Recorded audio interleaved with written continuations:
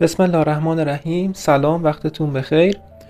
خب در این بخش از ترفندهای انشات میخوایم ببینیم که چطور میتونیم یک تایملاین یا یک خط زمان خوبی رو برای ویدیومون طراحی بکنیم. این ویدیو رو نگاه بکنید. به نام خدا، همه ما تو زندگیمون روزای شاد زیادی داریم. بهترین و شادترین پایینش یه تایملاینی داره عید قدیره. به خاطر همین اهل بیت که این تایملاینه دقیقا متناسب با زمان ویدیومون داره رو به اتمام میره و شخصی که ویدیو رو میبینه با استفاده از این تایملاین یه جورایی شما ذهنش رو مدیریت میکنید که این ویدیو رو تا انتها ببینه.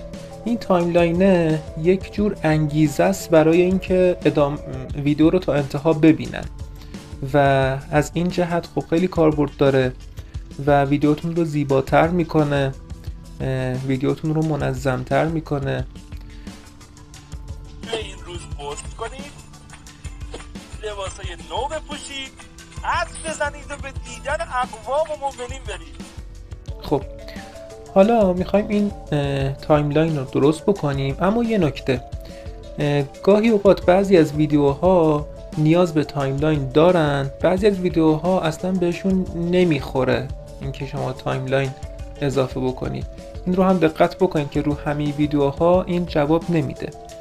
شاید رو همین ویدیویی که ما الان داریم آموزش میدیم و فقط یه مثال دارم میزنم، شاید اصلا خیلی ها خوششون نیاد که رو موشن گرافی ما میخوایم تایملاین بذاریم، ولی خب این فقط یه مثاله. شما میتونید تایملاین های مختلف رو ویدیوهای مختلف تست بکنید و هدف من اینه که فقط شما این تایملاین رو در واقع ببینید و یاد بگیرید. برای ساخت تایملاین ما اول وارد برنامه متن نگار میشیم. وارد برنامه متن نگار میشیم و قابمون رو انتخاب میکنیم و این قابمون رو هم بک‌گراندش رو مشکی میکنیم. چرا مشکی میکنیم؟ چون ما میخواییم در این وسطش اون نوار در واقع تایملاینمون رو اینجا بکشیم و وقتی بک‌گراند مشکی باشه یا عرض شود که سبز فسفوری باشه، ما میتونیم بک‌گراندمون رو در واقع با استفاده از برنامه اینشات حذف بکنیم. حالا میایم در بخش برچسب برنامه متن نگار این شکل رو انتخاب میکنیم. شکل های مختلفی داره، حالا ما این شکل رو انتخاب میکنیم و چون به طور خودکار رنگش مشکی هستش، میایم این رو اول رنگش رو در واقع سفید میکنیم که کارمون رو ببینیم چطور پیش میره. خب حالا میایم در بخش ویرایش ها یه مقدار ابعادش رو اینها رو تنظیم میکنیم. مثلا این هر چقدر شما بیشتر کنید در واقع به این شکل ارتفاعش بیشتر میشه. مثلا من در این ابعاد میخوام یه مقدار در واقع طولش بیشتر بشه، یه مقدار هم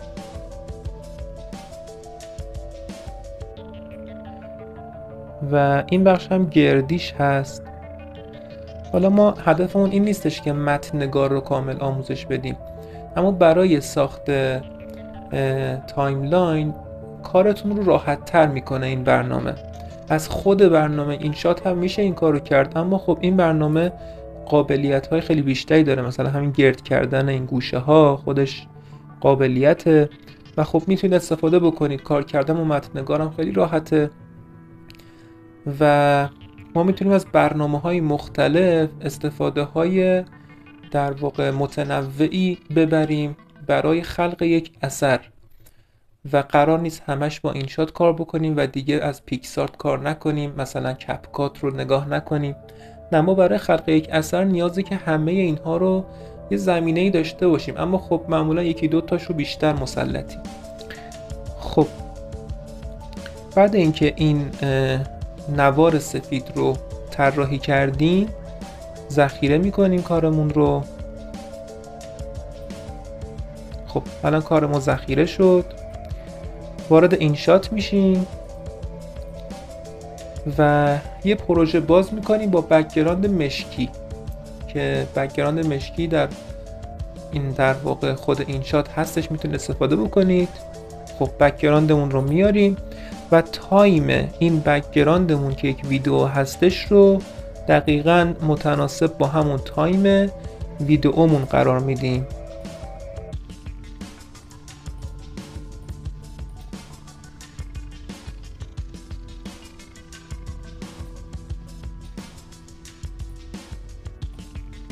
خب و بعد از اینکه تایممون رو تنظیم کردیم از بخش PIP اون عکسمون رو که از طریق برنامه متن‌نگار خروجی گرفتیم اضافه میکنیم.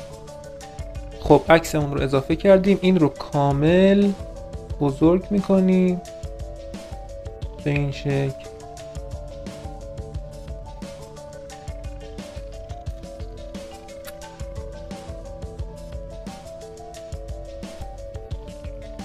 خب این رو کامل بزرگ کردیم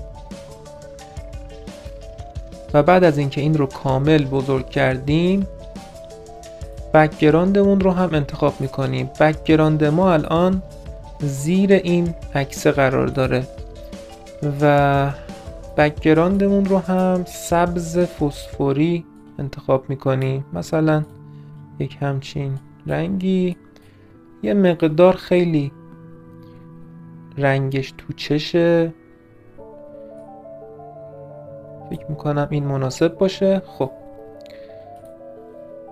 و الان بک‌گراند ما زیر این عکسیه که از طریق PIP اضافه کردیم.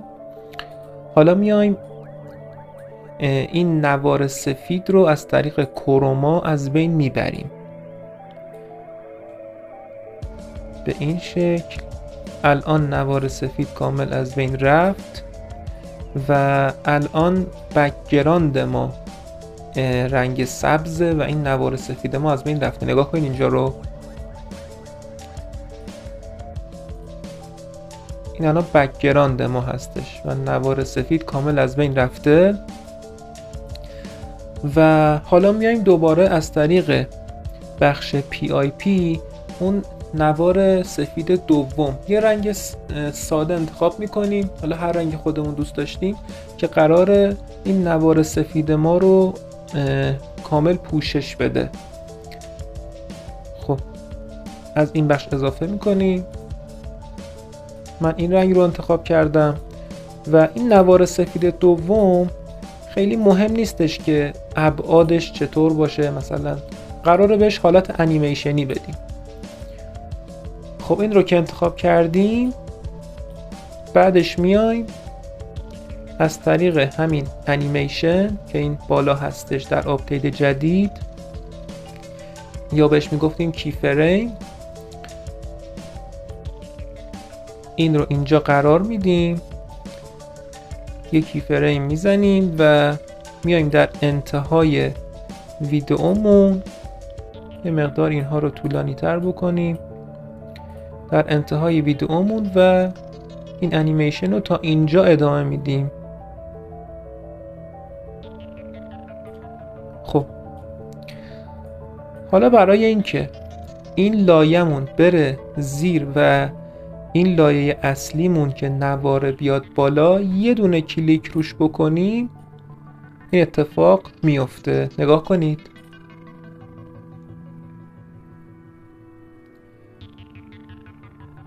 خب الان تایملاین ما کامل تکمیل شده متناسب با زمان ویدیومون. فقط کافیه ما این رو در واقع به ویدیومون اضافه بکنیم. خب یه خروجی میگیریم.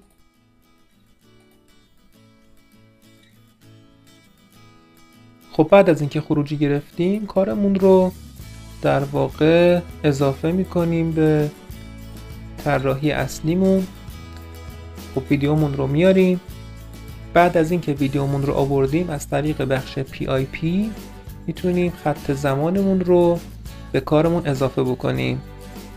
این نکته رو توجه بکنید. بعد از اینکه ما اضافه کردیم میتونید از طریق بخش بلند هم بخش مشکیش رو از بین ببرید، اما پیشنهاد میکنم که از طریق بخش کروما این کار رو انجام بدید که کارتون راحت‌تر و دقیق‌تر انجام میشه و خط زمانمون رو این پایین قرار میدیم و کارمون به این شکل در میاد. به نام خدا همه ما تو زندگیمون روزای شاد زیادی داریم. بهترین و شادترین روز ما مسلمونا روز عید قدیره. به خاطر همین اهل بیت علیهم السلام فرمودن توی این روز پست کنید، لباسای نو بپوشید، عطر بزنید و به دیدن اقوام و مؤمنین برید. خب آموزش بخش تایملاینمون هم به اتمام رسید. امیدوارم که از این آموزش و ترفند راضی بوده باشید. یا علی، خدا نگهدار.